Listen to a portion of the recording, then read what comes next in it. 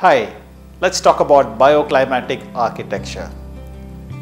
Your lungs, my lungs, your eyes, my eyes are designed for something very natural.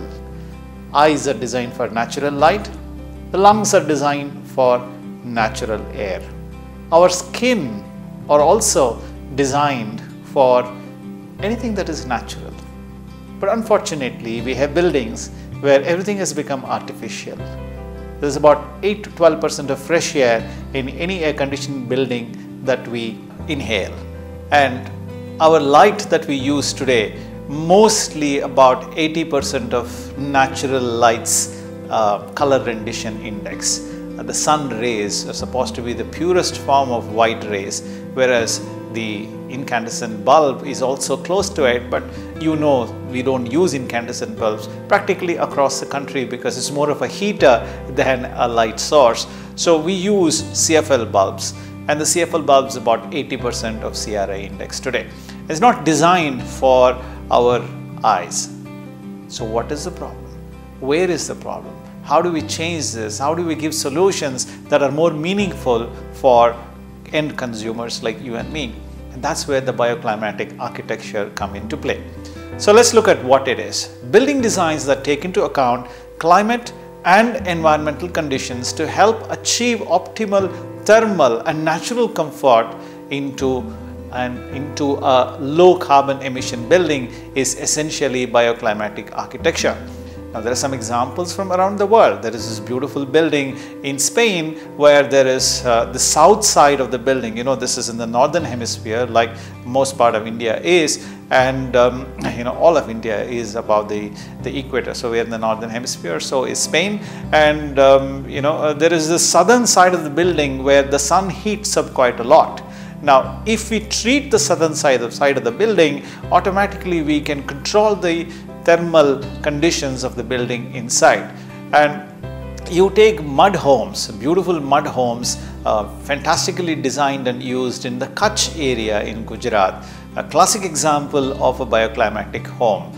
The wind towers in the desert homes of the Middle East, for instance in UAE and elsewhere, these have been designed several hundred years ago. In fact, there's a story of how Queen Cleopatra made eyes using one of these towers, naturally cooled towers, during in summer, and she loved ice creams and how could she have an ice cream in the middle of a desert without any kind of compressive system like a refrigerator, because it's very simple. So if you just create a wind tower and you send wind through it, automatically there is a huge pressure difference. Because of the pressure drop, the temperature also changes. Very simple, isn't it? We have examples like that in forts of India that the kings built. Another fantastic example of a bioclimatic design is the igloo. The temperature outside could be minus 53 degrees, minus 30 degrees, but inside an igloo, which by the way is made of the snow from the Arctic region, the temperature could be very comfortable for the people to stay inside there. Now another example of the Fatehpur Sikri in Delhi, where water has been used as an element to cool the temperature inside. Now, what is the objective of bioclimatic architecture? Number one, the basic need in a country like India, which is a tropical country, we need protection from the summer sun. Second, we need to exploit the cool winds in summer and bring it into our homes using simple cross ventilation techniques. Three, we need to remove excess heat in summer out of the home. The home inside should feel cool while the temperature outside may be whatever it is. We also have to reverse this in some parts of the year. For instance, in Delhi, the temperature in winter could be quite chill. So we need to see that the buildings inside are warming up while the temperature outside is cool. The protection from winds of winter could also be one reason where we need to consider designing homes properly, and we have to minimize the heat loss in winter while we design these homes.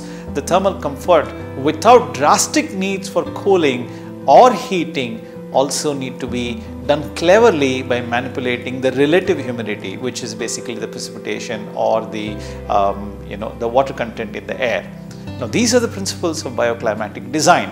Now how do we do it? Number one, we have to orient the buildings in such a way by studying the sun path diagram and the wind moment, which is very simple today. In about 30 years ago, we didn't have software, we didn't have technology to help us do it. And today there are open source software, freely available software. Any designer can use this to study how the sun moves during the day, during the night, during the seasons, during the year, and then study to make sure that we kind of orient the buildings in such a way that there is enough daylight coming in but not direct heat coming in. Similarly, we can study the wind movement. In India, typically the wind moves in two different directions during different seasons. There is northeast monsoon, there is southwest monsoon. So the wind moves from northeast to south, or southwest, or southwest to northeast, as the case may be, as you might have experienced in different parts of the country, in the world, or in your own home, wherever you are living. So we need to make sure that there is the openings, the fenestrations, the doors and the windows and the exhausts are created, ventilators created in such a way that there is enough cross ventilation in the home. If you are able to do that, we make sure that there is enough thermal comfort inside the home. That is the very, very basic thing that is required. I don't want to dwell deep into the architectural design techniques that may be there, using windows, the doors, and the different kind of room orientations, the room heights, the reflective surfaces, the absorbent surfaces, and so on and so forth. That can be very complicated for you. So I will leave you at this point of time.